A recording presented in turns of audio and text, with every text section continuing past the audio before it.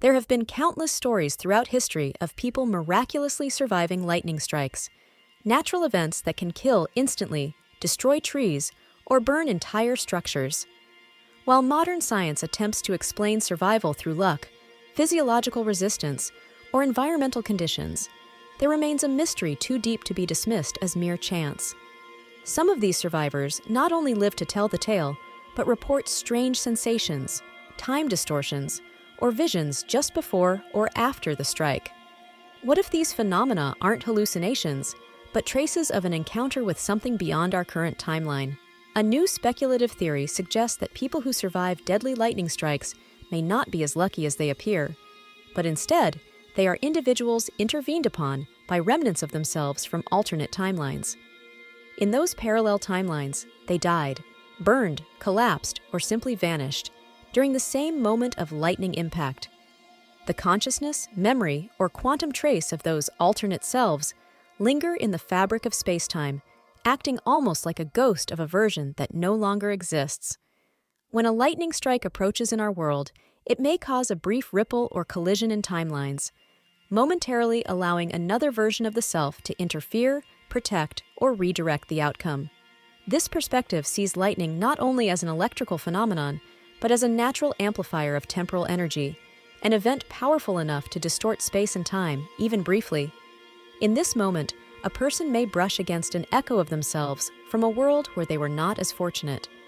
That echo, having already experienced death, may push the current self out of harm's way, shifting them by a few inches, causing their muscles to tense instinctively, or even changing the arc of the bolt through micro-adjustments in charge distribution.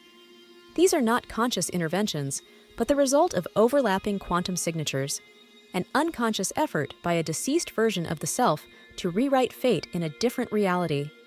In many ancient cultures, lightning was associated with the gods, not only for its destructive force, but for its connection to the heavens and the unknown. Thunderbolts were considered divine messengers, omens, or even weapons of justice. If we reinterpret these beliefs through the lens of time and identity, it is not a god who intervenes in a lightning strike, but a forgotten version of oneself, one erased from history by chance, but not entirely gone. Lightning, in this view, becomes not only a natural danger, but a metaphysical bridge, a gate through which timelines brush against one another. In this contact, memories and identities may become unstable. Survivors often report losing time, experiencing déjà vu, or gaining a new sense of purpose. Some feel their lives were reset. Perhaps this reset is the unconscious result of contact with another version of the self that never made it past that point. More than luck, more than fate, these moments may be rare collisions of parallel realities, where the dead of another world act as unseen guardians in ours. If we accept the possibility that lightning is a conduit for multidimensional interference, then we must also reconsider the nature of identity. What if the self is not a singular entity, but a cluster of variations stretched across infinite timelines? Each version of us lives, dies, or transforms based on choices, circumstances, or accidents, including those we cannot predict or control.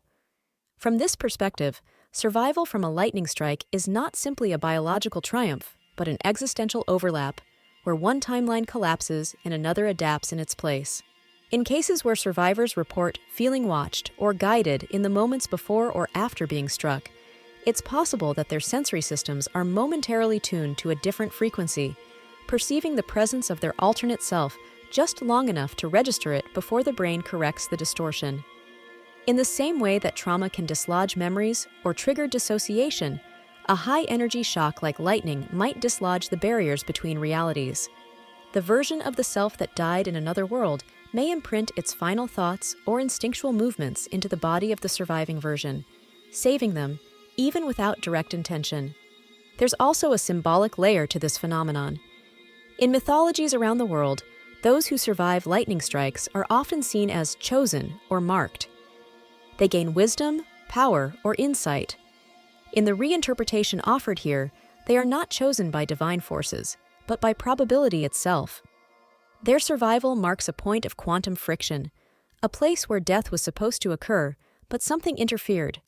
They become anomalies in time's fabric, and the psychological consequences of this are often profound. survivors may experience a form of identity drift, a quiet but persistent feeling that they are no longer the same person or that they somehow came back. Different. Scientific language may struggle to capture these ideas, but they find analogies in quantum entanglement, parallel universes, and string theory.